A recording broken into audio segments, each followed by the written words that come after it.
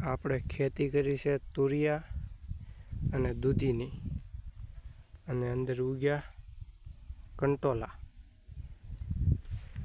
એવું છે ત્યારે કાંઈ વાંધો નહીં, ઉગી જશે તો વધારે ભાવમાં આવી જશે. કંટોલાને સોંપવાની તો હજી વાર છે, ઘણી વાર છે. ઉગી જશે, એવું જોવી કેવો ભાવમાં આવે. ભાવમાં તો આવતા આવશે, પહેલાં જોવું જોઈએ થાહે કે નહીં. બાકી આપણે આ છે તુરિયા, અહીંથી અહીંયા સુધી. હવે તુરિયા સોંપવામાં એક ગડબડ થઈ ગઈ છે.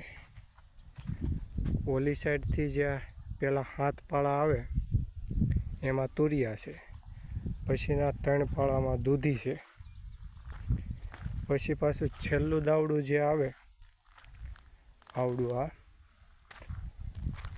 આમાં અડધામાં દૂધી છે અને અડધામાં કંટોલા છે. અહીંયા દૂધી છે, કંટોલા ક્યાં કર્યા છે? આપણે તો તુરિયા કર્યા. આમાં દૂધી નથી ઉગી.